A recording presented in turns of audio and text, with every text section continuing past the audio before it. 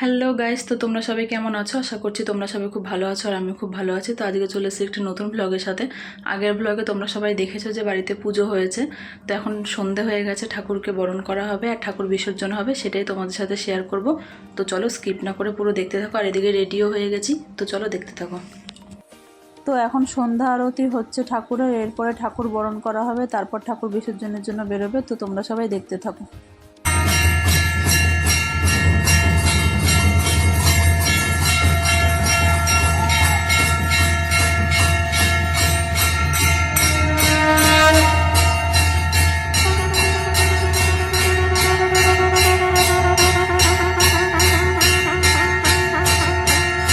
তো এখন আমি ঠাকুর বরণ করে নিচ্ছি, এরপর মাও করবে, তারপর ঠাকুরকে কিন্তু বের করা হবে। তো চলো দেখতে থাকো।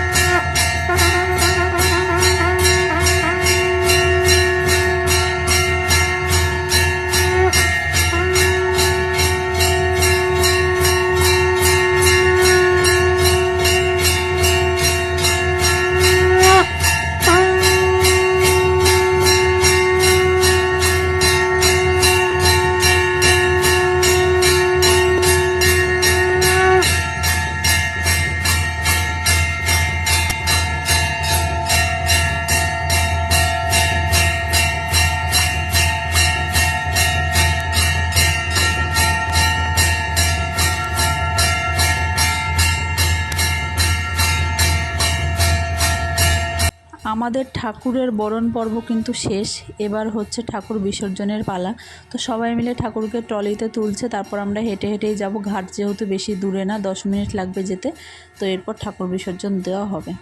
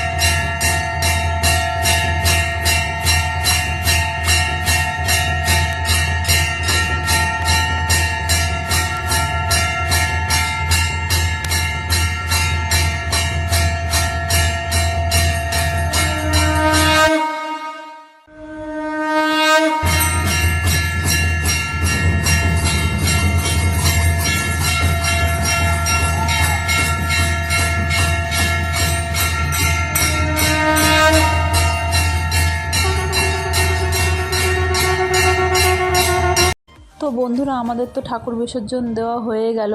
আমার মাম্মামকে দেখো, ওর একটা দিদির কোলে আছে, ও এসেছিলো ঠাকুর বিসর্জনে, চুপচাপ দেখছে এদিক ওদিক। আর এদিকে দেখো আরেকটা ঠাকুর বিসর্জন দেওয়ার জন্য রেডি হচ্ছে। এটা অন্য লোকের ঠাকুর নিয়ে এসছে, তাই দেখলাম। আর এদিকে পাশেই কিন্তু গঙ্গার ঘাটে আছে কালী মন্দির, যেখানে আমার মাম্মামকে বসিয়ে দেওয়া হয়েছে, ও বসে রয়েছে। তো চলো আজকের মতো ভিডিওটি এইটুকুই। কার কেমন লাগলো অবশ্যই জানিও।